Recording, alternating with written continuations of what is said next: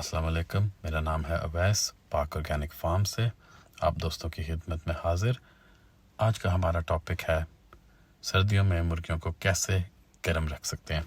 ویسے تو ہر آدمی کو اپنے علاقے کے حساب سے مرغیاں پالنی چاہیے کہ اگر آپ کا علاقہ بہت زیادہ سرد ہے تو ایسی بریڈ پالیں جو سردیوں سے اچھی طرح مقابلہ کر سکتی ہے۔ لیکن ہر علاقے میں گرمی سردی کا موسم آتا ہے تو تھوڑے سے ٹپس کہ آپ کا شیڈ مرغی خانہ وغیرہ کیسے گرم رہ سکتے ہیں۔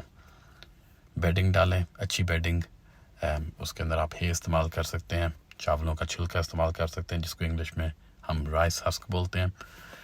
ان سے نمی ابزارب ہو جاتی ہے اور ان کو ایک کمفرٹیبل انوائرمنٹ مل جاتا ہے۔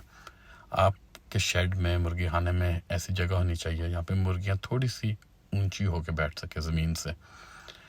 ہیٹ جو ہے، گرمی، وہ اوپر کی طرف جاتی ہے، تو اگر وہ تھوڑی سی زمین سے اونچی ہوئیں گی تو وہاں پہ درجہ حرارت قدرے بہتر ہوگا بالکل نیچے ہونے سے۔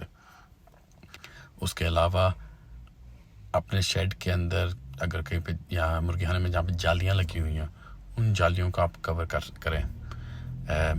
ترپال وغیرہ اگر آپ نیچے کر دیں گے تو اس کے ساتھ ہیٹ کافی حد تک ریٹین ہوئے گی اور ہوا زور سے اندر نہیں آئے گی، کیونکہ ونڈ چل افیکٹ جس کو بولتے ہیں انگلش میں، ہوا کے اندر آنے سے مرغیوں کو کافی انکمفرٹیبل محسوس ہوتا ہے۔ اس کے علاوہ ہم یہ کر سکتے ہیں کہ دن کے وقت جب دھوپ نکلی ہو اس وقت ہم ترپالوں کو اوپر کر دیں تاکہ دن کے وقت جب گرمی آپ کا موسم قدرے بہتر ہوتا ہے، دھوپ نکلی ہوئی ہے، تو آپ کا شیڈ تھوڑی بہت ہیٹ ریٹین کر سکے۔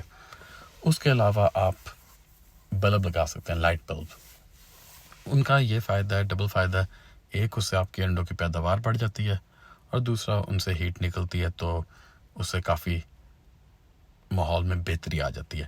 اگر آپ صبح کے 3 بجے لائٹ کو آن کرتے ہیں، وہ سب سے زیادہ سردی کا ٹائم ہوتا ہے، بلب تھوڑی سی ہیٹ دیں گے اور ویسے بھی وہ اچھا ٹائم ہے کہ دن چڑھنے تک آپ کو 4 گھنٹے لائٹ ایکسٹرا مل جاتی ہے اور اس سے مرغیوں کی انڈوں میں بھی اچھی پیداوار ہوتی ہے۔